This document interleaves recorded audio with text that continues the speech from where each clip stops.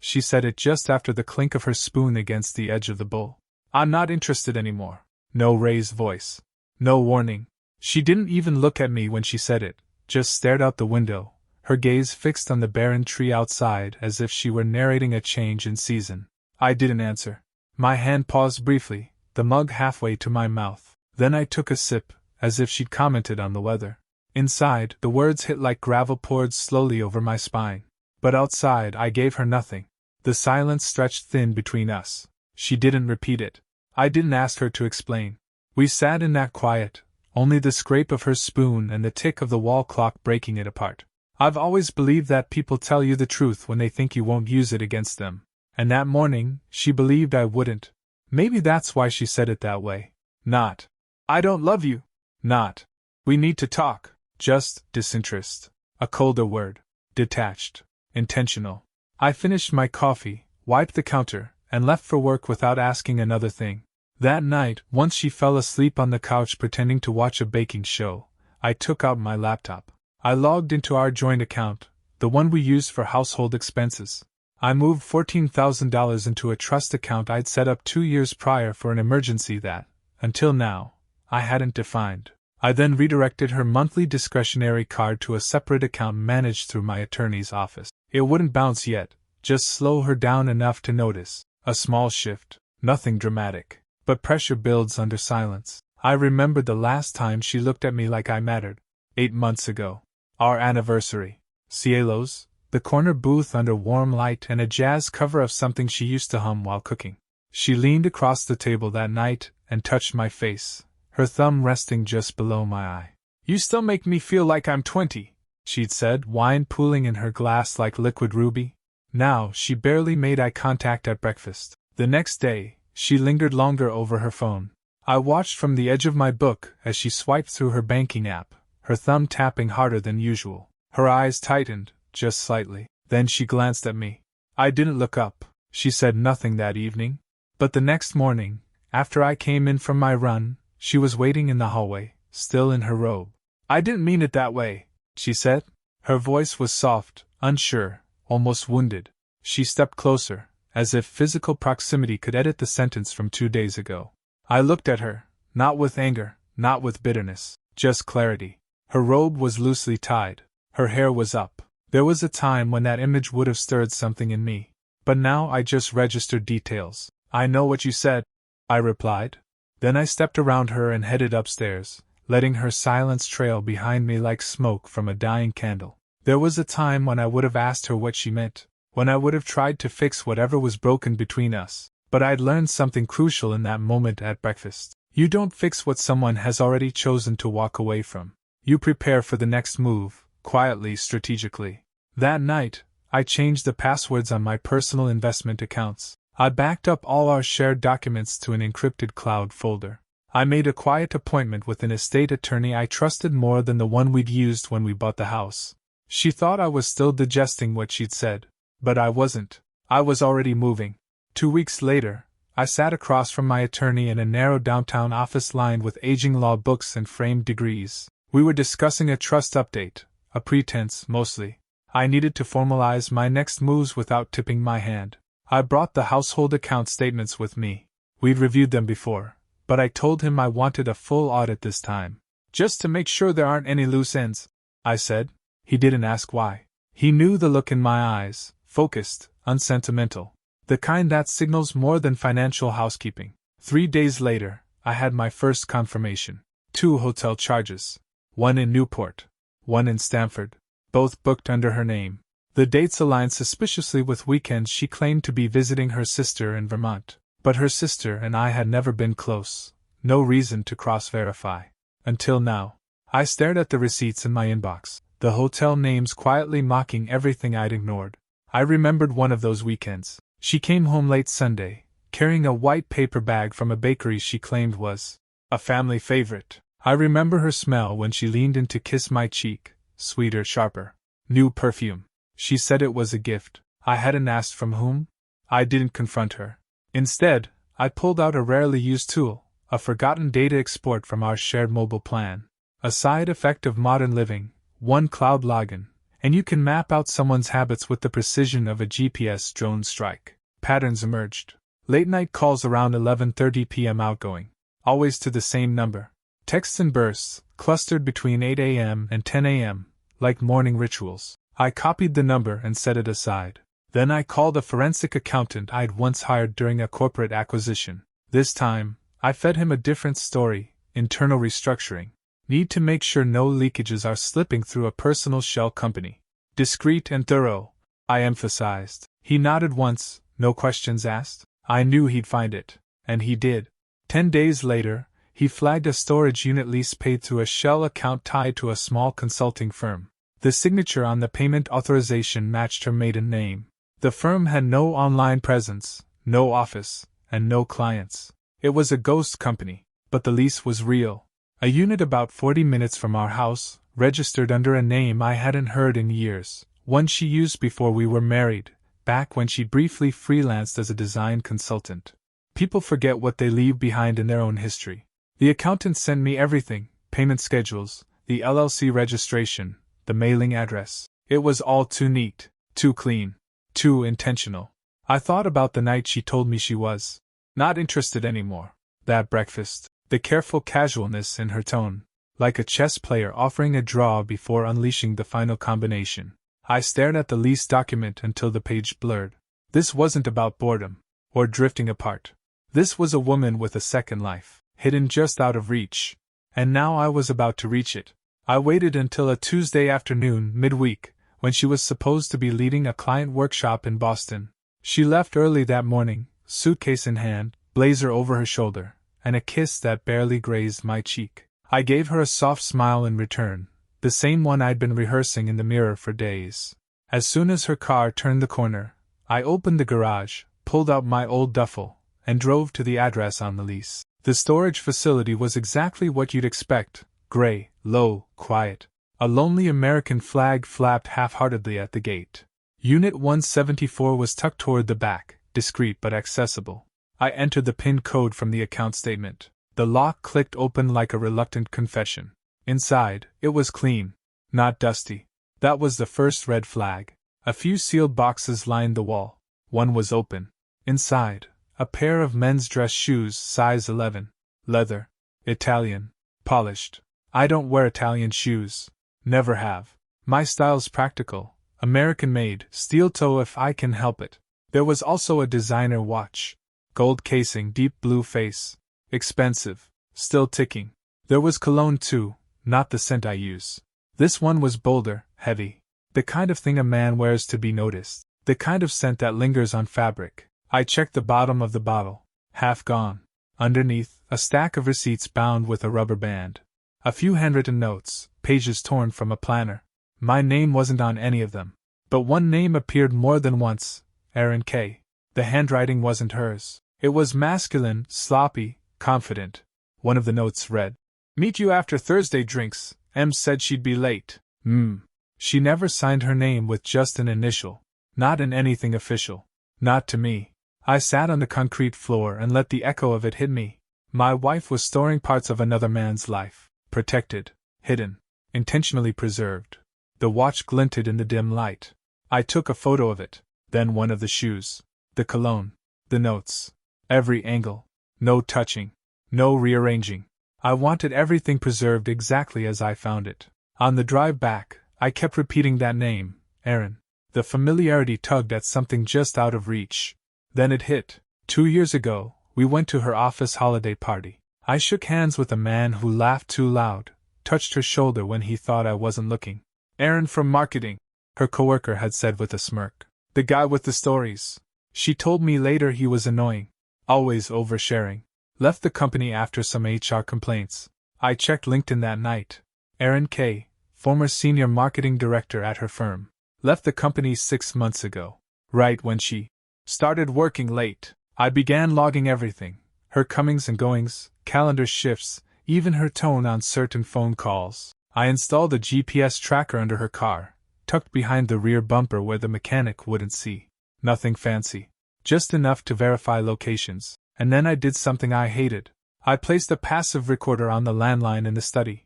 We barely used it anymore, which made it perfect. She always assumed cordless meant privacy. 3 nights later, I heard her whispering.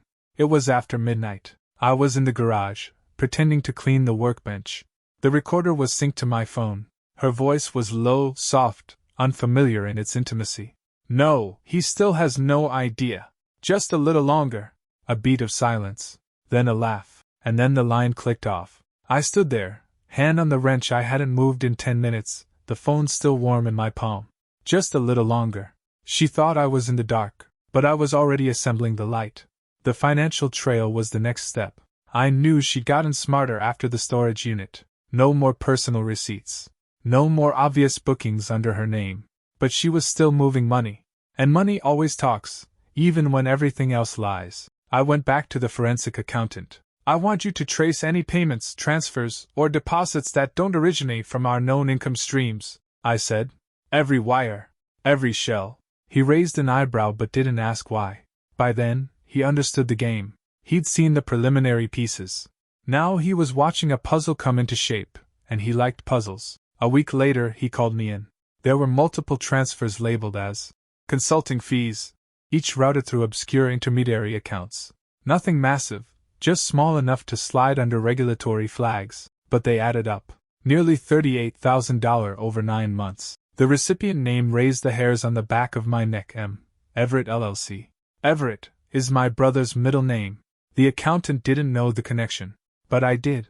I asked him to run a registration check. The LLC was linked to a P.O. Box 1 county over, with the owner listed as Marcus E. Langston, my brother. At first, I didn't believe it. Not fully. So I checked our shared printer history. She used the upstairs office when I wasn't home. I'd disabled remote print logging months ago, but the internal memory still cached recent documents. One of them was a printed email. I stared at the header. From her personal email. To Marcus Langston. The body read. Thanks for helping him. She deserves better. I just want to make sure she's safe if he tries anything stupid. Safe. I sat in my car in the driveway for 20 minutes after that. Not moving. Not even blinking, it felt like. Just drifting into a stillness I didn't recognize. Christmas came back to me, last year. Marcus toasted us during dinner. To loyalty, he'd said, raising his glass. To family who shows up. She had laughed, too loudly, and squeezed his hand under the table like it was nothing. I remembered thinking it was strange. But grief has a way of disguising red flags as odd moments. The betrayal wasn't just romantic anymore. It had teeth now. It was blood deep. I didn't confront either of them. I didn't scream. I didn't throw things. That would have satisfied them. Instead, I spent the next week constructing a legal timeline. Dates. Transfers. Emails. Locations. Storage unit documentation. GPS logs. Audio recordings. Metadata. I wanted airtight. I wanted irrefutable. Because this wasn't a heartbreak anymore. It was a campaign. And I was done playing defense. I told my attorney everything. Not just about the affair, about the shell company, the consulting fees, the storage unit, the whispers at midnight. The betrayal was layered now. It wasn't just emotional, it was tactical, coordinated. And I needed someone who could treat it that way. He listened quietly, nodding only once, before leaning forward. There's something else, he said. You need to see this. He passed me a printed folder. Inside, legal correspondence, quietly pulled through a contact at a firm she had consulted 6 months ago. Her name was listed as a prospective client. The notes were clinical, detached. But the contents? They were poison. She had been building a case against me. Fabricated journal entries. Pages of carefully scripted emotional narratives. He watches me like he's always calculating. Even his silence feels like a wall I can't climb. None of it was true. But all of it was designed to look plausible. The kind of phrasing that plants seeds in judges' minds. She claimed I was controlling. Cold. That I monitored her accounts. That I weaponized silence to make her feel unsafe. She was preparing not just for a divorce, but to win it preemptively. To shape the battlefield before I even arrived on it. The final item in the folder was a printed binder, labeled in black ink, for attorney, custody and division prep. Inside, it outlined everything she intended to do: contest the prenuptial, seek majority asset division, file for emotional hardship, and portray herself as a dependent spouse trapped in a hostile marriage. It was sophisticated, ruthless, practiced. She had been preparing this months before I touched a single password. When I confronted Marcus, I didn't scream. I met him in his office, clean, minimalist, full of the self-help garbage he liked to quote at family dinners. He looked up, pale already. Like he knew. I placed a printed copy of the transaction log on his desk, then the email, then the LLC registration. He didn't deny it. She wanted to feel heard, he said, voice low, avoiding my eyes. You never let her. I looked at him for a long moment, until I felt nothing at all. Then I said, and now you'll both be heard by a judge. I walked out without another word. The next week, I pulled every camera feed from our home's security system for the last 18 months. Archived every access log from the smart locks. I wasn't just gathering proof, I was building preemptive defenses. This wasn't about catching her anymore. It was about surviving what she'd already planned. She asked to talk over dinner. Her tone was measured, even friendly, like we were just overdue for a routine check-in. I agreed. Told her I'd cook. Nothing fancy, just grilled salmon, roasted vegetables, and a bottle of wine we'd been saving. She smiled when she saw the table set. Probably thought she'd caught me in retreat. That maybe the distance I'd kept these last weeks was a phase, something she could outlast. We sat opposite each other, the candlelight softening her edges. She made small talk about work, asked how my day had gone, told me her sister was planning a trip, and maybe we should go visit. I let her speak. I nodded. I poured the wine. And after we'd cleared our plates, I brought out dessert, apple tart, her favorite. Then I placed a leather folder on the table between us, unlabeled, plain. Her fingers hesitated on the stem of her glass. What's that? A mirror, I said. She opened it slowly. The first page was a hotel invoice from Stamford, signed at check-in. The second, a photo of the storage unit interior, time-stamped. Shoes, watch, cologne, notes. She flipped to the next, a transfer record from our joint account into M. Everett LLC. Then the LLC registration document. Then the email. Thanks for helping M. She deserves better. Her breath caught. Not a gasp. More like something too heavy trying to get out. I kept going. The journal entries. Fabricated.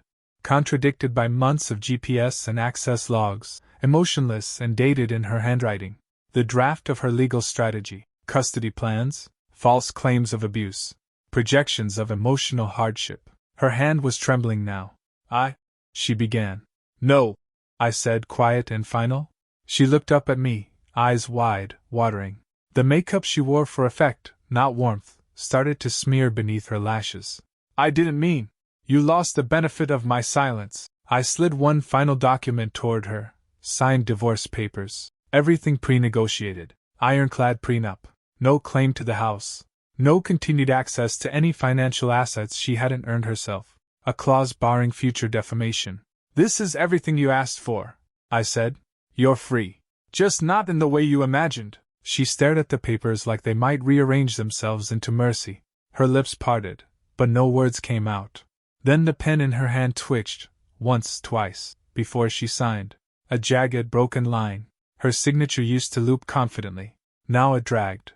The only sound in the room was the faint tick of the kitchen clock. I gathered the papers. She didn't ask where I was going. She didn't follow.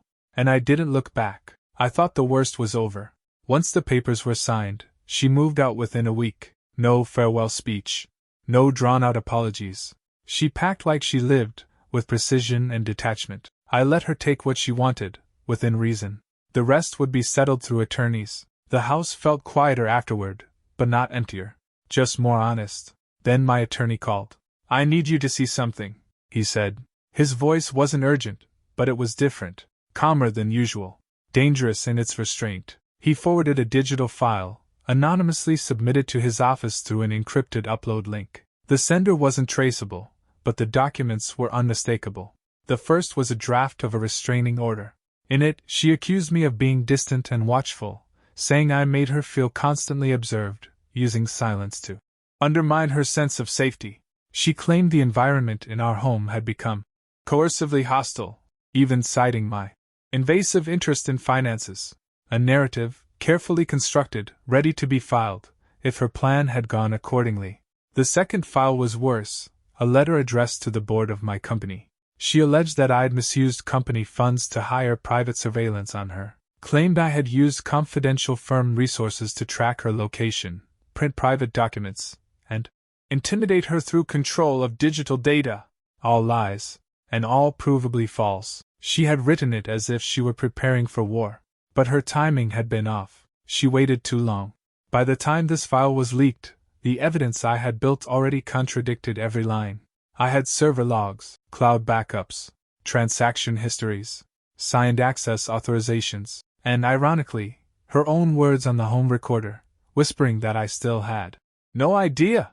My attorney moved fast. He filed a counterclaim in family court, malicious intent, premeditated defamation. He submitted every line of her fabricated journal against time-stamped GPS logs, every claim of emotional intimidation next to photos of affectionate texts, voice recordings of her laughter, and images of gifts she'd bought me during the exact period she claimed to be afraid. Her lawyer dropped her case 2 days later. Then the ripple began. Her employer launched an internal review. They couldn't fire her outright, not without more, but they suspended her pending investigation. She went from client meetings and catered lunches to silence. Her friends, especially the ones we shared, tried to stay neutral. But screenshots of her draft accusations started circulating. Not by me. Probably one of her own who didn't want to be implicated. The damage was done. Her social media turned defensive, then quiet, then gone. She tried to issue a vague post about being silenced by control, but it backfired. Someone, probably another woman who'd seen enough, linked the binder screenshot. Called it what it was, manipulation masked as survival. After that, she vanished. A week later, I walked the lake trail near the cabin where we used to spend fall weekends. I hadn't been back since we signed the papers. I brought one thing with me, the original sheet she wrote during our second year of marriage counseling, Relationship Boundaries. She titled it in neat, careful cursive. The first line read, "We both deserve respect, even when it's difficult." I read it twice, then folded it. There was a fire pit near the trailhead, unused stones darkened with ash from seasons past. I set the page inside, struck a match, and watched the flame take it. As the paper curled inward, I whispered what I hadn't said in months. "I do." Then I turned and walked back into the rising sun. Not healed, but finally free.